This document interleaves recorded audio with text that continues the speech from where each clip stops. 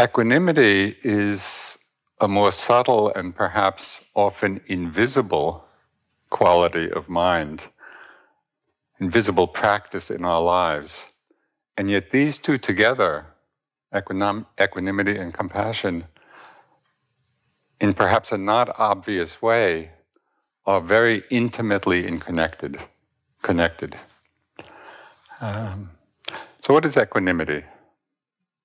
It's the mind space of impartiality.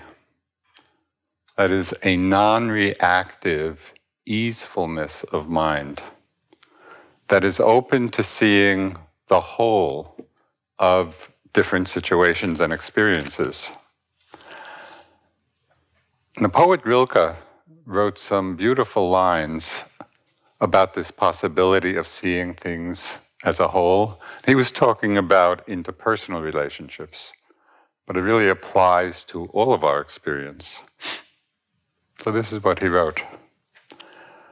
Once the realization is accepted that even between the closest people, infinite distances exist, a marvelous living side by side can grow up for them if they succeed in loving the expanse between them, which gives them the possibility of always seeing each other as a whole and before an immense sky.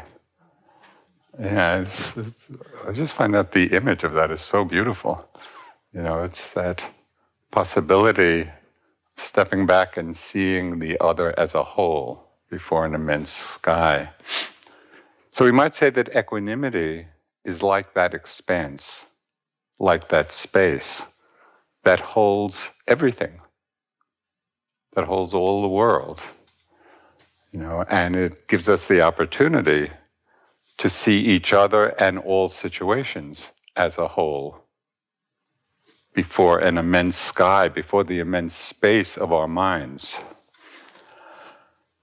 So now you're going to have to pay particular attention because the next sentence has a triple negative. So this is a trigger warning. This non-reactive spaciousness does not imply non-discernment. Okay. The non-reactive spaciousness does not imply non-discernment or a state of vague confusion. Equanimity is a mind state that is open, that is clear, that is bright, and in its non-reactivity, it helps us see things clearly. When we're caught up in reactions to things, we're not seeing things as a whole. You know, we're seeing things through the lens of partiality. Because equanimity allows us to see, to hold the whole of another person, the whole of a situation, it's the basis then for investigation.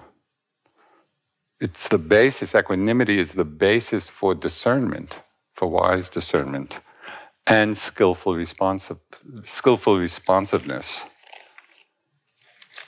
It's precisely because we're seeing things clearly and as a whole that we can really assess the situation with tremendous clarity.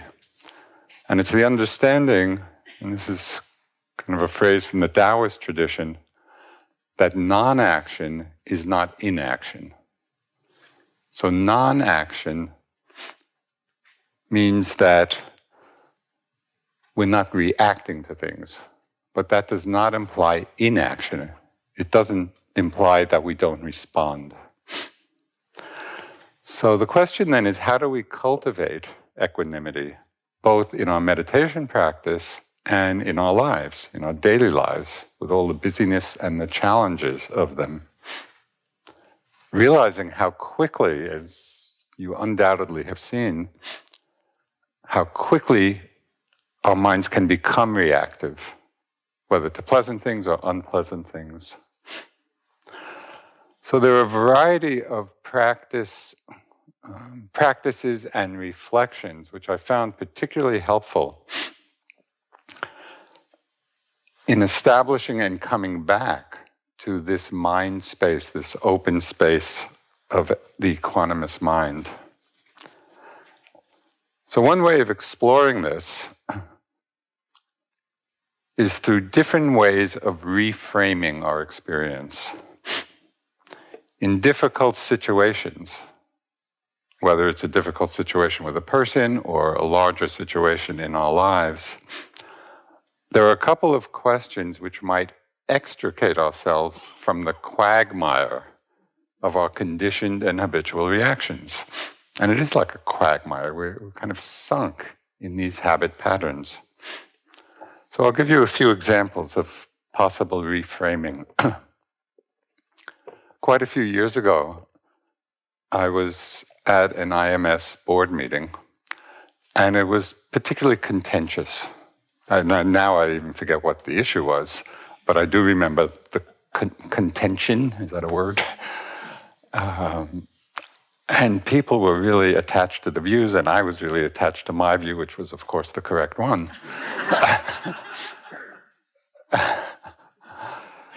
But at a certain point, I was feeling the tension in the room and the tension and suffering in myself. And so it prompted a kind of interest in my mind, well, what's going on here? And I simply asked the question of myself, why do the other people feel the way they do? Which never dawned on me to ask. I just knew their view was incorrect. But when I asked the question, well, there must be a reason they're holding that view. It's like the mind expanded a bit, and I began to see things from their viewpoint. And it really eased that sense of polarity, of conflict. And then the following question came, well, what can I learn from this situation? So it's a very simple reframing of what had been a really difficult experience, actually into a vehicle for opening my mind, for becoming more equanimous, for understanding other points of view from two simple questions. So it's not difficult to do, it's simply difficult to remember to do in the heat of our attachment to our own views.